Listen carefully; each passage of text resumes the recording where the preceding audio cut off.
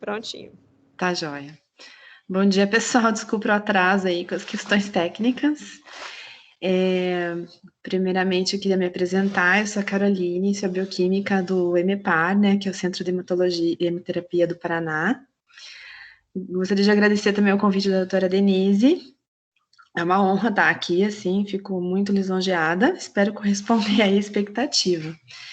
Então, eu trouxe hoje um caso de uma paciente nossa, que já aconteceu há algum tempo, para a gente refletir sobre ele e, enfim, tudo o que aconteceu com ela. Ela é nossa paciente há bastante tempo, mas apesar disso, houve algumas falhas aí no meio do caminho, que a gente vai ver agora em seguida.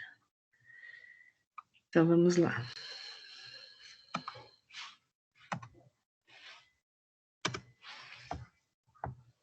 Agora não muda minha tela. Oh, meu Deus. Aí. Então, primeiro falando do EMEPAR, né? Aqui é parte da equipe do EMEPAR. Nós somos uma hemorrede que atende todo o Paraná, praticamente todo o SUS. Hoje a gente já está com uma equipe bem diferente, muita gente já saiu, muita gente entrou. Nós somos 4 hemocentros regionais, 9 hemonúcleos, 9 unidades de coleta e transfusão e cerca de 40 agências transfusionais no Paraná todo. Essas cidades que eu coloquei aqui no nosso mapa são as cidades que fazem fenotipagem, assim como Curitiba. Nem todas têm todos os recursos que nós temos, mas tem painel de identificação de anticorpos e fenotipagem em gel.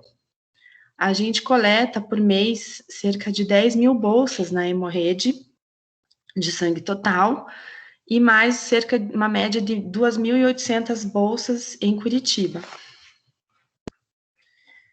Então, vamos entrar no nosso caso clínico, né? Nossa paciente hoje tem 56 anos, sexo feminino, raça negra.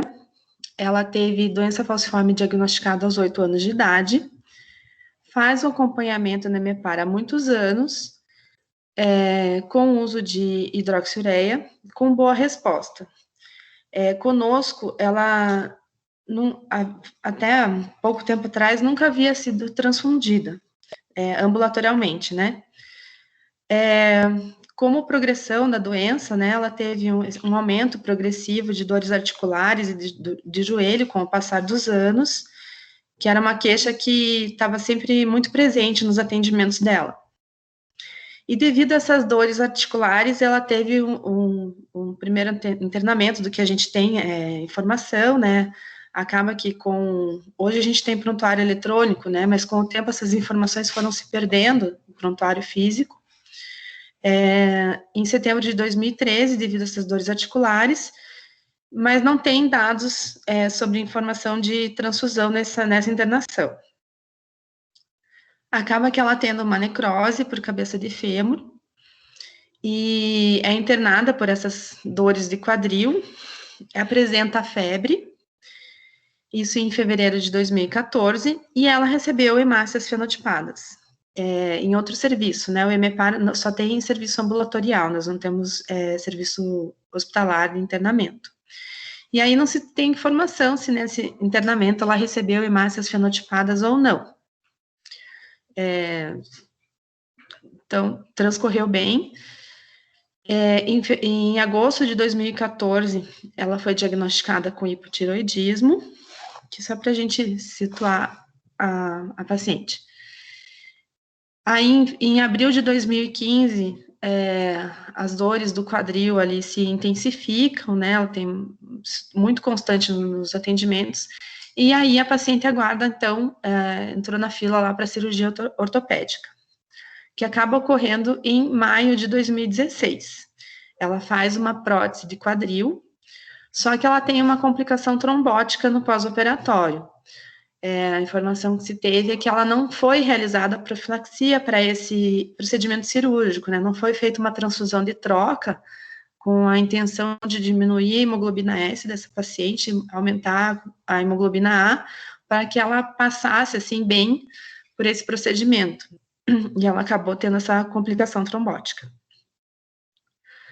Em julho de 2017, então, ela tem um novo internamento por trombose venosa profunda de membro inferior esquerdo, femoral e poplítea, e tromboembolismo pulmonar no pulmão direito. Não houve transfusão nesse período, e aí ela passou a ser anticoagulada com varfarina. E em dezembro de 2017, ela passa, então, a apresentar úlceras em tornozelo. Começou com o tornozelo direito, ali na região do maléolo, com início espontâneo, e nos atendimentos dela, então, ela passa a trabalhar com essas úlceras, com curativos, diversos antibióticos, passa a ter um atendimento vascular, com solicitação de uso de meias de compressão, mas essas úlceras têm evoluções progressivas, com muita dor para o paciente, muita dificuldade na utilização dessas meias de compressão, e aí as úlceras não fechavam. E até isso vai evoluindo até dezembro de 2018,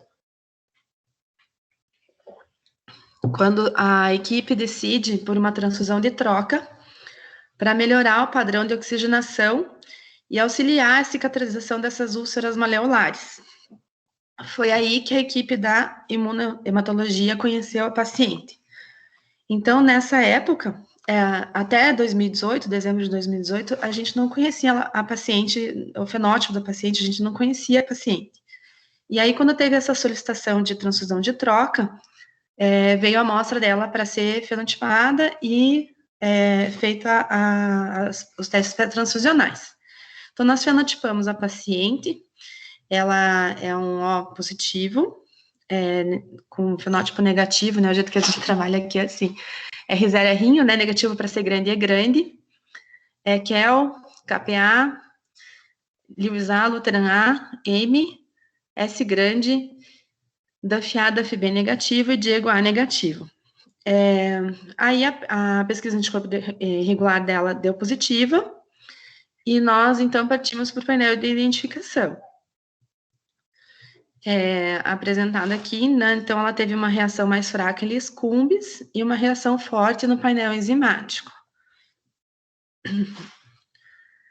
Um painel relativamente simples, né? Então, a gente percebe aqui, né, na 3 e na 5, uma reação mais forte, que corresponde a um anti-E grande, e na 1, na 2 e na 4, uma reação mais fraca, que corresponde a um anti-C grande. Então, nós conhecemos essa paciente já com 2 anticorpos, um anti-C grande e um anti-E grande. Então, provavelmente, nos internamentos anteriores, ela não deve ter recebido CH hemácia fenotipada, principalmente por uma dificuldade que existia no serviço, quando os pacientes internavam, de se saber que o paciente era falciforme. Então, havia essa dificuldade de informação no internamento, e aí o banco de sangue não sabia que essa paciente era fenotipada e transfundia hemácias normais, digamos assim, sem ser respeitar o fenótipo. Mas a gente não tem essa informação de quando que isso aconteceu exatamente, a gente só tem essa transfusão de 2014 que a gente conhece. Aí eu coloquei aqui o que hoje a gente segue lá no EMEPAR, né, e já seguia naquela época, como compatibilizar a hemácias doador e paciente, né? Então, a BioRHD sempre, em seguida, para o sistema QEL, né? QEL e Celano, para o RH, respeitando ali a ordem de grande para o C pequeno, C grande e pequeno, KID A, Diego A, Duff A, S grande, S pequeno, KID B, Duff B. Isso se levando em consideração a imunogenicidade de cada antígeno. Para pacientes não imunizados, né, a gente procura compatibilizar, que tem solicitação de hemácias fenotipadas, indicação, a BORH, QEL e Diego. Para pacientes imunizados, a BO e RHD, compatibilizar para o antígeno específico do anticorpo, e em seguida, sistemas RH, QEL, KID e Diego. E os pacientes talassêmicos e falciformes, a gente procura respeitar todos os antígenos de importância clínica, exceto em casos de transfusão de emergência, né? E aí a gente faz um contato com o Hospital de Clínicas, que é nosso parceiro, e se eles têm um fenótipo que nós não temos, e caso não tenha, a gente pede a anuência do médico hematologista, se é possível adiar essa transfusão ou não, e quais antígenos estão incompatíveis, né, não estão sendo respeitados. Então, a gente foi selecionar a hemácia para essa paciente nessa transfusão de troca. E a gente tinha em estoque, como a gente não conhecia essa paciente, essa transfusão não foi programada, né? No nosso ambulatório, a gente trabalha para os pacientes falciformes com transfusões agendadas, para que o serviço social possa convocar doadores para esses pacientes, e aí respeitar o máximo possível, geralmente 100% dos antígenos de importância clínica. E aí, para essa paciente, fazendo um cálculo, né, aqui da probabilidade de se encontrar um doador, então a gente pega para os antígenos, tirando o ABO, que daí na existência, praticamente metade da população é O, considerando os antígenos negativos que essa paciente tem, né, por exemplo, 70% da população da doadora caucasiana é C-grande negativo, 30% é pequeno negativo e assim por diante. Fazendo esse cálculo, a gente teria mais ou menos um doador a cada 40 mil doadores, né? E aqui no Paraná, a maioria dos nossos doadores é de origem caucasiana, por isso que eu coloquei esses números. Então, hoje a gente tem no Paraná, né, isso aconteceu em 2018, mas hoje a gente tem disponíveis cerca de 76 doadores com esse fenótipo no Paraná, e 14 disponíveis em Curitiba. Lembrando que doadores fenotipados, mas eventualmente o doador tem alguma complicação, está doente, está gripado, fez uma intervenção dentária, enfim, né, uma vacina, e não está disponível para doação. E naquele momento desse atendimento, em estoque, nós não tínhamos nenhuma bolsa com o fenótipo completo da paciente. Então, aqui em cima, o fenótipo da paciente, que a gente gostaria de respeitar. E nós tínhamos em estoque 2 bolsas O negativo, que respeitavam praticamente todo o fenótipo, exceto o antígeno da FB. Como ela estava com essa situação da úlcera muito complicada, foi decidido a realização da transfusão, e as provas foram compatíveis, a transfusão não teve nenhuma intercorrência. Logo em seguida, em janeiro de 2019, ela volta para outra transfusão de troca, porque as úlceras malholares ainda não estavam bem fechadas. E aí foi selecionadas as bolsas que nós tínhamos reservadas para ela, do mesmo fenótipo, né, que as anteriores, da transfusão anterior, e aí a gente teve bolsas com provas incompatíveis. E aí se partiu para um outro painel, agora bem mais cheio de cruzes do que o primeiro. Então, a gente conseguiu ver a presença ainda do E grande, do E grande e do C grande, né, o C grande e o anti-E grande, aqui na 1, 2, 3, 4 e 5, mas outras células também estavam positivas, inclusive o autoanticorpo. Olhando o fenótipo da paciente, né, a gente daí vai procurar pistas, né, do qual anticorpo seria. E olhando aqui o diagrama, a gente percebe que na célula 8, o DAF-A e o DAF-B são negativos, os antígenos DAF-A e DAF-B são negativos, exatamente aonde a gente tem uma reação bem mais fraca no painel da paciente, um pozinho fraco, que provavelmente pode ser uma interferência do autoanticorpo. Então, a gente concluiu que, além do anti-C grande e do anti-E grande, a paciente tinha desenvolvido um anti-DAF3. E aí, diante disso, a transfusão foi suspensa da paciente e ela continuou o tratamento dela com hidroxiureia. Então, falando um pouquinho do sistema Duff, ele é o SBT de número 8, foi descoberto em 1950 por Kurt Busch e colaboradores, e eles descobriram um anti-Duff-A no plasma do Sr. Duff, que era um paciente hemofílico politransfundido, que é esse paciente aqui da foto do lado. Então, o nome do gene é FY, DARK, e ele tem polimorfismo associados a mutações de ponto que levam à substituição de aminoácidos na proteína. O produto do gene é a glicoproteína Duff, que é DARK, que é Duff Antigen Receptor for Chemokines. É uma proteína multipasso, com 7 passagens na membrana eritrocitária, e o DARK é um receptor promíscuo de quimiocinas, está relacionado à inflamação. Hoje a última atualização que é composto de 5 antígenos, sendo o DAF-A, DAF-B o mais comum, né, que são pares antitéticos. Também tem os antígenos DAF3, DAF5 e DAF6. Ele está associado com doenças, principalmente ele é um receptor para Plasmodium vivax e Plasmodium knowlesi, e os pacientes que têm nas suas hemácias a ausência dos antígenos DAF-A e DAF-B, né, o fenótipo DAF-A, DAF-B negativo, são resistentes à invasão por esses plasmódiums.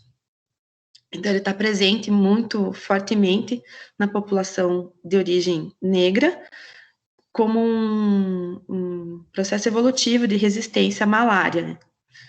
Ele está ausente nos granulócitos, linfócitos, monócitos e plaquetas, outras células do sangue, e está presente em outros tecidos.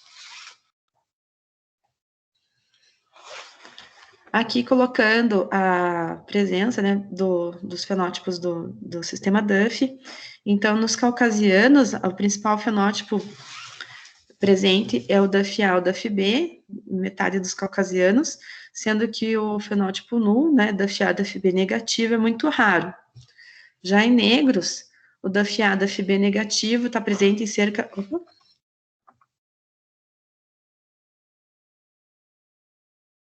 Só um pouquinho que eu me perdi aqui. Ai, meu Deus. Aí, desculpe. O DAF-A, DAF-B está presente em cerca de 68%, 70% dos negros, sendo um marcador de raça, né? E o fenótipo DAF-A positivo B negativo está bastante presente na população de origem oriental, chineses, japoneses e tailandeses. Como fenótipos raros, nós temos o DAF-X em caucasianos, onde ocorre o enfraquecimento dos antígenos DAF-B, que geralmente não é detectado por anticorpos anti-DAF-B. O fenótipo DAF-A, DAF-B negativo em caucasianos é bastante raro, e ele ocorre por um gene alelo silencioso. E o fenótipo DAF-A, DAF-B em africanos é por uma mutação de ponto na região promotora H-1, que promove a ausência dos antígenos nas hemácias, DAF-A e DAF-B, mas não nos demais tecidos, do antígeno DAF-B. O comportamento sorológico desses anticorpos geralmente são classe IgG, raramente IgM. As reações transfusionais são raras, mas imediatas ou tardias, associados à doença hemolítica do feto do recém-nascido. Os anticorpos reagem em fase de antiglobulina humana. Enzimas proteolíticas como papaina, ficina, bromelina destroem os antígenos DAF-A, DAF-B e DAF6, mas são resistentes ao tratamento com tripsina. São resistentes aos componentes tiol, e os anticorpos costumam apresentar efeito de dose, né? Então, quando eles estão presentes em homozigose, a aglutinação se mostra mais forte do que quando eles estão em heterozigose. Os anticorpos DAF e DAF-A, anti-DAF-A é mais frequentemente produzido por transfusão do que por gestação, não tem ocorrência natural, tem uma frequência 3 vezes menor que o anti-QEL, e cerca de 50% dos anticorpos anti-DAF-A ativam um complemento acima de C3. Já os anticorpos anti-DAF-B ocorrem 20 vezes menos comuns que o anti-DAF-A, geralmente são encontrados em associação com outros anticorpos, e há relato de ocorrência natural. O anti-DAF3 é um anticorpo raro, reage com todas as hemácias, exceto DAF-A, hemácias DAF-A, DAF-B negativas. E o anti-DAF5 também é raro, reage com todas as hemácias, exceto as hemácias DAF-A, DAF-B negativas, mas não reage com hemácias RH nulo. Voltando para a nossa paciente, em agosto de 2019, ela necessita de nova transfusão de troca, ainda por questões dessas feridas maleolares que ela tinha. Então, aqui eu coloquei novamente o fenótipo dela, para lembrar, né, os antígenos que ela é negativa. E em estoque, devido à dificuldade de doadores que nós tínhamos, né, foi conseguido bolsas, respeitando todos os antígenos, porque a paciente era negativa, exceto o S grande, e respeitando o anticorpo que ela tinha, né? Lembrando que ela tinha um anti-C grande, um anti-E grande e um anti-DAF3. Não conseguimos respeitar o antígeno S grande. Uma bolsa em heterozigose, outra bolsa em homozigose. As provas cruzadas foram compatíveis e a transfusão foi sem intercorrência. Durante esse período aqui, de agosto a outubro de 2019, ela recebe outras transfusões com fenótipo 100% compatível, inclusive o S grande, e as provas são compatíveis sem intercorrência. Ainda em outubro, ela precisou de outra transfusão e nós não conseguimos o fenótipo 100% compatível. E aí, a prova deu incompatível e a gente partiu para um outro painel. Tendo observando aqui o painel, né, deu tudo positivo, com diferentes graus de aglutinação.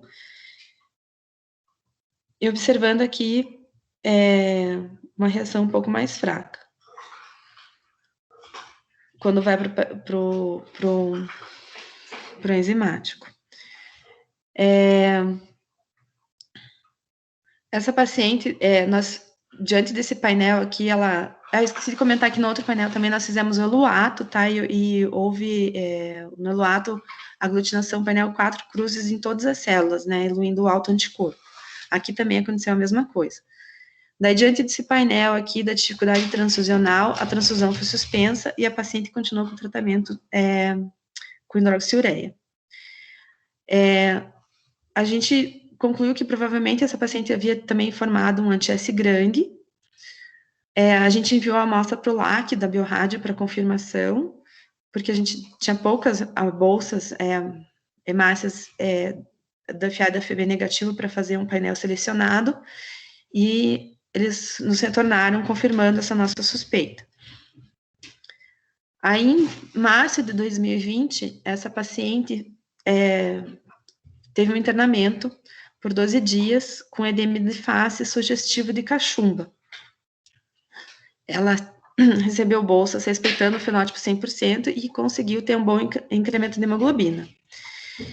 Em abril de 2020, né, 21 dias após essa alta hospitalar, ela teve um novo internamento por dor em antebraço e mandíbula, dispneia e astenia. Nesse internamento aí, ela teve uma intoxicação por morfina, apresentou durante o internamento sinais de hemólise e queda de hemoglobina, que posteriormente os hematologistas concluíram que ela teve sinais de hiperhemólise após a transfusão, né, porque as transfusões foram totalmente compatíveis nesse internamento, e ela seguiu com queda de hemoglobina e sinais de hemólise. Ela teve piora após transfusão dessa hemácia no dia 16, teve episódio de angina estável, com melhora da dor após a transfusão, apesar da queda da hemoglobina, e em seguida ela teve uma hemorragia digestiva aguda, alta, com estabilidade hemodinâmica, onde ela recebeu plaquetas, e como ela tinha já consumido, do início do internamento, nós fomos ativamente atrás de doadores com fenótipo 100% compatível para ela, e nesse episódio de hemorragia digestiva alta, a gente não tinha mais nenhuma bolsa em estoque. E ela chegou, ela ficou muito grave, ela chegou com uma hemoglobina a ficar com uma hemoglobina de 2,8 gramas por decilitro. E aí a equipe decidiu por transfundir uma alíquota DUF-B positiva, apesar do anti-DUF3. E aí inseriu prednisolona, imunoglobulina humana e eritropoetina. E a paciente foi aí para o centro cirúrgico para fazer uma endoscopia digestiva alta. Aí, nesse dia, era um domingo, né, e quando ela teve essa hemoglobina, essa hemorragia digestiva, ela ficou muito mal, e aí houve um esforço, assim, muito grande da equipe para procurar bolsas para ela, porque a equipe achava que ela não ia resistir. Por isso que até chegou a transfundir aquela alíquota da FB positiva.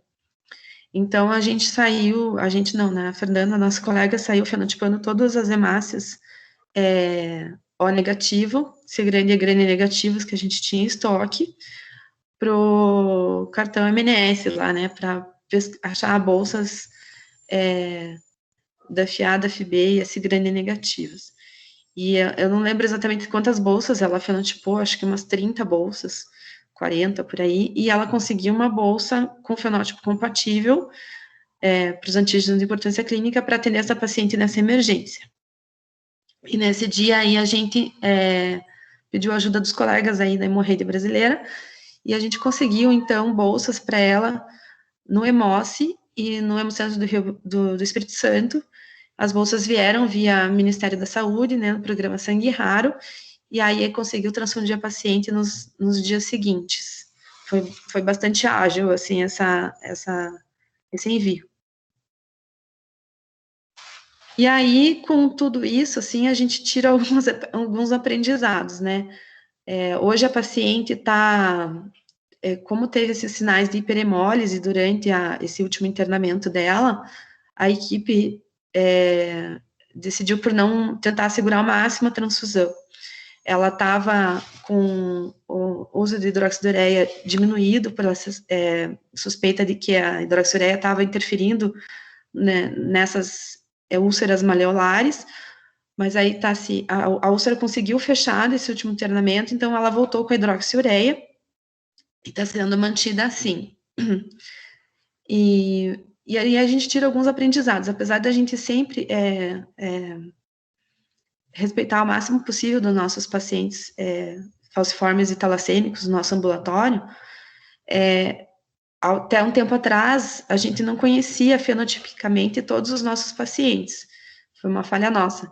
Então, fica como aprendizado, nesse caso, que os pacientes do ambulatório hoje são fenotipados desde o primeiro atendimento, né? Não importa se vão ser pacientes de transfusão regular, transfusão de troca, se são pacientes que conseguem ser atendidos sem transfusão, a gente hoje conhece o fenótipo de todos os nossos pacientes.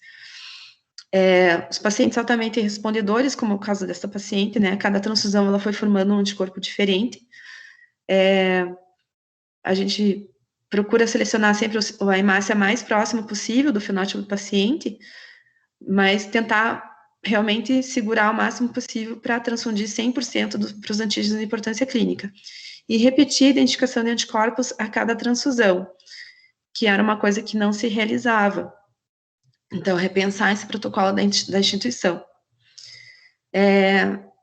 Viabilizar, né, na nossa hemorrede, um programa para chamamento de doadores de grupos étnicos específicos, com vistas a determinados fenótipos, né? Então, tentar aumentar o número dos nossos doadores da raça negra para tentar atender os pacientes do ambulatório com doença falciforme e conseguir, né, mais pacientes, doadores com DUF-A, DUF-B negativo. Porque a gente tem diversos pacientes assim, não é só essa paciente. E a importância do compartilhamento de informações entre os serviços. Então, apesar do serviço que ela teve seu internamento ser aqui em Curitiba também, até um tempo atrás, as informações não eram compartilhadas.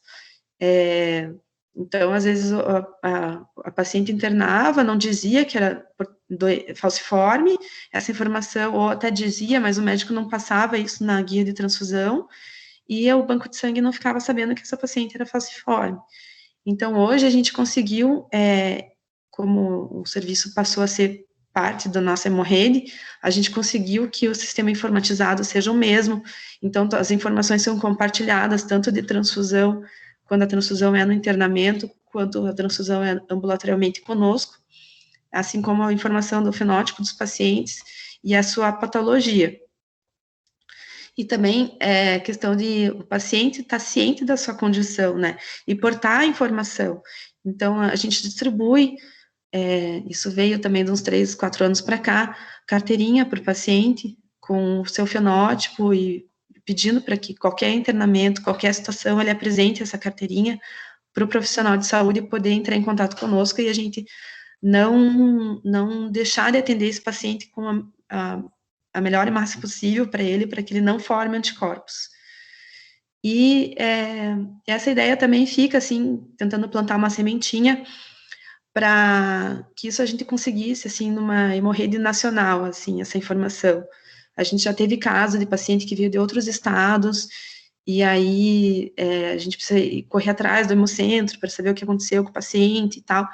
E assim como a gente teve pacientes que foram para outros estados, né? Às vezes vai fazer uma visita, não agora na época de pandemia, mas o paciente acaba se deslocando, tem uma intercorrência, precisa de transfusão, e seria muito interessante se a gente tivesse essas informações a nível nacional.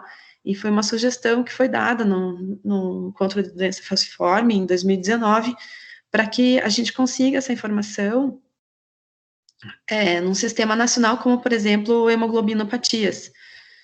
E seria bastante interessante para a melhoria do atendimento desses pacientes. E era mais ou menos isso que eu tinha para passar hoje. Eu queria, essa aqui é a equipe ali da fenotipagem do MPAR Curitiba. Agradeço a oportunidade e estou à disposição para qualquer dúvida. Excelente, Carol. Caso difícil, né, complexo, como os nossos pacientes falciformes judiam muitas vezes da gente, né? Eu queria só fazer alguns comentários em relação ao caso. A gente tem uma rotina aqui no Ceará de estar fazendo painel de identificação a cada 72 horas, né? Que é a mesma rotina em relação ao tempo da pesquisa de anticorpos irregulares. Nós já instituímos essa rotina desde 2013, seguindo orientações internacionais. Nós sabemos que a portaria ainda é bem restrita em relação a isso. Acreditamos que a gente vai ter uma melhora na portaria agora com a revisão, mas é uma revisão que já está, né, sendo feita há muitos anos. Eu participei da revisão da portaria juntamente com a Flavinha, de Ribeirão Preto, e o Marcelo Adas, de Campinas, a parte dos testes pré-transicionais, mas isso já tem, acho que uns 3, 4 anos. Então, é uma portaria que realmente demorando demais para sair, e é uma portaria extremamente necessária para o cuidado dos pacientes. Nós vivemos realmente num lugar já que, né, totalmente globalizado, então não tem um paciente mais de Fortaleza, né, um paciente do Ceará, um paciente do Paraná. Então, nossos pacientes, eles mudam de locais, mesmo que seja uma coisa transitória, como você mesmo falou, de uma visita, essa informação é fundamental.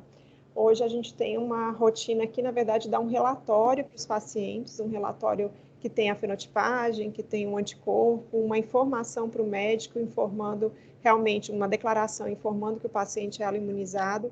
Isso a gente faz para todos. A gente não trabalha com carteirinha aqui, mas é uma possibilidade que eu acho que fica mais simples, né, caminhar com essa carteirinha do que caminhar com o relatório. E eu acho que uma coisa muito importante é o conhecimento do paciente sobre seus problemas, né? E apesar de ser uma coisa teoricamente fácil de ser feita, na prática é muito difícil. Primeiro que é muito difícil a gente ter um profissional para orientar todos os pacientes imunizados, né? Segundo, a gente tem um paciente que consiga compreender a gravidade das informações, a importância das informações que vem recebendo. Mas a gente tem que tentar, né? E assim, quem sabe a gente se anima com a carteirinha também, né? Perguntaram aqui para mim no meu celular como é que eu confirmo um anti-DUF3, né? Aí só passar um pouquinho, na verdade o anti-DUF3 e o anti-DUF5, eles são muito semelhantes, né, Carol? E o DUF6 ele vai mudar um pouquinho porque ele vai perder a reatividade na hemácia papainizada. Mas o DUF3 e o DUF5 eles vão ser muito frequentes, muito parecidos. O DUF3 é muito mais frequente que o anti-DUF5. E para eu falar que é DUF3 ou DUF5, na verdade eu precisaria ter uma hemácia RH null para eu testar, né?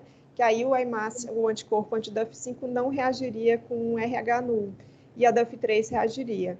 Então, mas geralmente a gente, quando não tem, e muitos locais não tem essa hemácia, a gente tem, na verdade, aqui, porque teve um doador de Minas que doou para o Piauí, e o Pedro, nosso amigo do Piauí, mandou para a gente um pouquinho do RH null, para a gente poder testar de vez em quando, mas a gente sabe que é uma hemácia extremamente rara, né? Então, nem sempre a gente consegue ter e a gente acaba chamando pela frequência maior.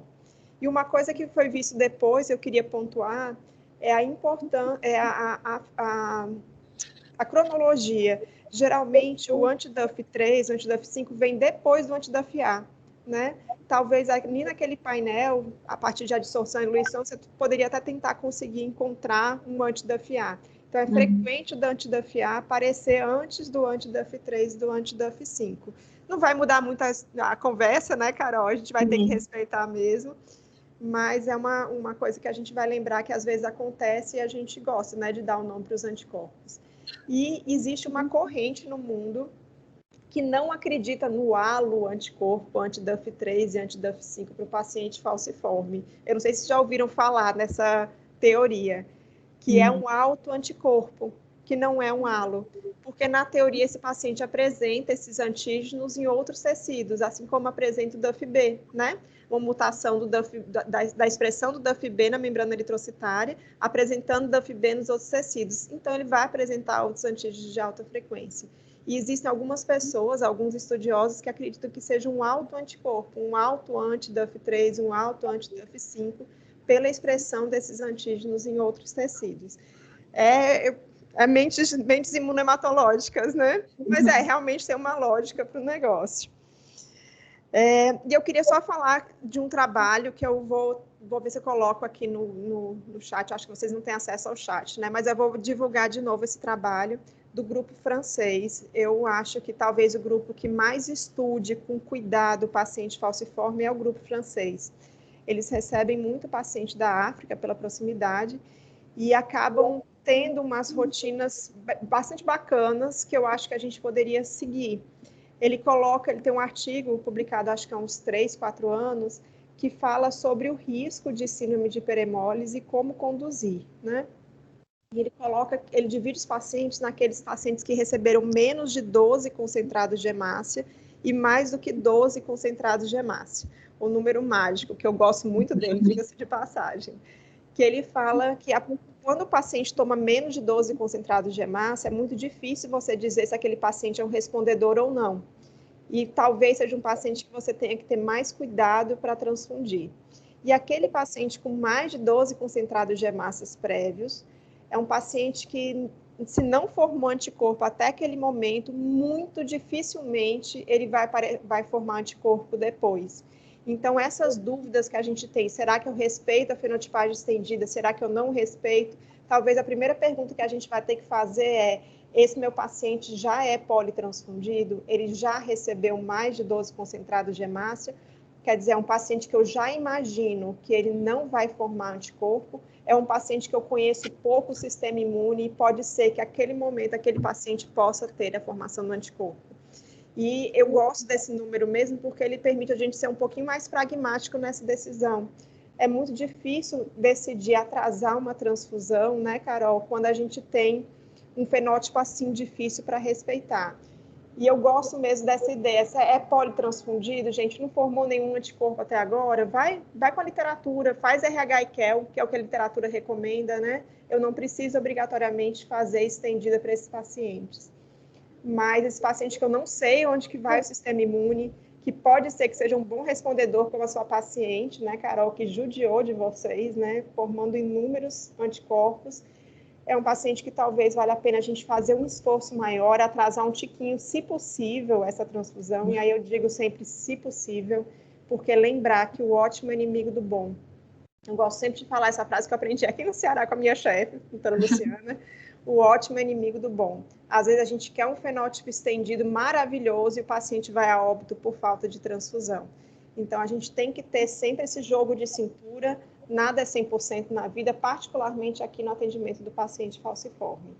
E aí, quando acontece síndrome de hiperemólise, meu povo sai de baixo. A gente está com um agora também, um paciente que tinha um anti-KID-A, que um anti-KID-A até meio estranho, que ele nunca foi-se embora, todos os estudos ele tinha o KID-A lá, e apareceu alguma coisa que a gente ainda não conseguiu identificar, mas ele fez uma síndrome de hiperemólise na transfusão. E ele chegou a ter 1, alguma coisa de hemoglobina, fez uma acidose lática gravíssima, fez uma parada cardiorrespiratória. Então, realmente, um caso sério, muito grave, mas que eu acho que está saindo. Então, está pedindo notícia aqui como é que estava. Mas são pacientes muito desafiadores, né, para a imunohematologia. Eu acho que de vez em quando vai ter um falciforme, né, Everaldo, aqui também, para ajudar a gente a contar a história do nosso sofrimento diário desses pacientes. E eu falei que só, gente, quem quer falar alguma coisa, comentar alguma coisa? Everaldo, diga lá. Oi, bom dia, estão me ouvindo? Sim, estamos ouvindo. Ah, tá. Então, eu queria agradecer, né, ali pelo caso, a oportunidade de a gente sempre revisar, aprender mais. Eu notei ali só um comentário, né, na verdade, ali na hora dos cálculos, né, para achar concentrado de hemácia fenotipado, né, com a fenotipagem idêntica. Então, só para lembrar, quando dentro de um mesmo sistema, tem que ter cuidado para não fazer cálculo, né, de frequência, né, de fenótipos independentes, né? Por exemplo, se a gente fosse colocar ali C grande é grande, dali daria naquele cálculo ali 20%, mas a frequência de R0R ou R0R0 tende a mais ou menos 2%. E mesma coisa ali para DAF-A e DAF-B, né? Fazendo ali daria quase 6% em caucasiano, e na verdade a gente acha, né, uma coisa em torno de 1% ou menos, e para negro, que seria ali em torno de 2%, na verdade são quase, né, como está ali na tabela, quase 70%. Então não dá para fazer os cálculos, né, independentes, né, como se fossem antígenos de outros sistemas. Tá certo. Obrigada, Everaldo. E aí que o cálculo fica difícil mesmo, hein, Carol? Eu nem aparecerá nunca esse doador. Gente, mais algum comentário? Alguém quer colocar alguma coisa? Eu vou contar um pouquinho, então, a experiência da gente com esses fenótipos aqui no Ceará, certo? A gente começou há alguns anos a ver mais a necessidade, principalmente pela hemorragia nacional, solicitações da hemorragia nacional, de termos as bolsas DAF-A e DAF-B separadas. E essas bolsas, elas passaram a ser chamadas de bolsas raras, apesar da nossa frequência aqui no Ceará em torno de 4%. Se a gente for considerar, né, aquelas definições de raras, ela não entra como uma bolsa rara. Mas desde a percepção dessas necessidades, principalmente da hemorragia nacional, a gente começou a tratar essas bolsas como bolsas raras, deixando um aviso no sistema. A gente trabalha com SBS aqui, então o SBS alerta para a gente os fenótipos raros, e a gente acrescentou por último o fenótipo DAF-A-B- dentro desse alerta, que é um alerta que aparece toda hora que o doador vem para a gente, a amostra é movimentada, a bolsa é movimentada, aparece um alerta de sangue raro. E esse alerta de sangue raro leva a algumas condutas internas que vêm sendo bastante úteis para a gente, que é a guarda, o armazenamento desse hemocomponente de uma forma diferente. Esse hemocomponente raro, esse concentrado de hemácia raro, esse entre os outros raros, eles não entram na conservadora normal. Existe uma conservadora para a bolsa rara. Para quê? Porque essa bolsa ela não vai sair para a agência. Ela só vai sair para a agência se eu tiver um paciente específico precisando ou se estiver próximo ao final da validade. E a gente conseguiu, dessa forma, melhorar muito, muito o nosso processo interno de ter bolsas quando a gente precisava. E a gente fez isso na Hemorrede inteira. Eu acho que é uma coisa que realmente fez muito bem para a gente, fez bem para o nosso estoque. A gente parou de mandar para as agências esses fenótipos, né? Às vezes mandava até para estoque e a gente não manda mais. Então, toda vez que a gente precisa, essa bolsa está aqui. E a gente fez isso também, eu não sei se a gente foi muito animada com o negócio, a gente passou a separar aqueles concentrados de hemácia com múltiplos fenótipos negativos para chamar de especial. Antes a gente estava colocando uma etiquetinha de sangue raro, mas a etiquetinha acabou de tanto que a gente estava usando. E a gente passou agora, está passando da semana passada para cá, usar uma etiquetinha especial, que é para essa bolsa também não ir para a agência. Então, é uma bolsa que fica para a gente e isso facilitou muito a nossa vida, porque a gente tinha muitas vezes a necessidade de algum fenótipo que era um pouco mais complicado, por conta dessa questão de ter vários fenótipos negativos. Não entrava como uma bolsa rara e aí, de repente, estava lá na agência e era transferido em qualquer paciente. Então, a gente agora tem esse cuidado também de deixar essas bolsas com fenótipo específico, especial, dentro aqui do estoque central. E foi uma coisa que eu percebi, pelo menos, que a gente vem trabalhando de uma forma melhor na hora que a gente precisa desses hemocomponentes aqui. Eu não sei se algum hemocentro que está aqui tem uma experiência parecida, faz alguma coisa parecida com isso. Hein, Carol, vocês têm alguma coisa parecida, Everaldo? A gente, na verdade, faz uma identificação manual, assim. Eu achei super interessante isso do SBS, porque a gente também tem SBS, vamos trocar figurinhas. Mas a gente acaba fazendo uma identificação manual ali, visual, e coloca uma etiqueta. E a gente não tem acaba ficando junto com as outras bolsas, mas fica com uma etiqueta a mais de fenótipo raro. A gente realmente deixa separado, Carol, e atualmente esse movimento desse estoque só é feito por nível superior. A gente trabalha, no laboratório tem nível técnico, nível médio e nível superior. O estoque de sangue raro hoje só é movimentado pela senha do nível superior, exatamente para a gente tentar restringir ao máximo a liberação dessas bolsas. De vez em quando, e na verdade isso foi ocasionado, foi pensado porque a gente tinha a bolsa DUFI e DUFB negativo com outros fenótipos raros, S grande, S pequeno, HRB negativo. Lembrando que esses fenótipos de afrodescendentes, eles buscam, às vezes, a gente acaba tendo por trás algum outro fenótipo, né, muito raro que a gente não vê normalmente na população caucasiana. E aí a gente teve 2 liberações erradas, porque acharam que era só DUFI e DUFB negativo, e liberaram para pacientes porque precisava de uma bolsa com fenótipo parecido. E aí a gente botou a etiquetinha, né, a estrelinha que vocês já viram em alguma outra aula, e a gente colocou essa liberação só por nível superior, exatamente para não ter o risco de uma liberação errada aqui. E aí esse do SBS foi muito importante para a gente, porque conseguir identificar essas bolsas o tempo inteiro manualmente é muito sofrido, né? Então vale a pena realmente. Ana, você quer falar? Bom dia, pessoal. É sempre maravilhoso poder abraçar vocês na segunda de manhã. Primeiro, eu quero dizer que, de acordo com Sandra Nancy, você está correta em separar esse sangue como sangue raro, apesar de não estar na tabela de menos de 1%, porque ela diz que sangue raro é aquele que o paciente precisa e você não encontra.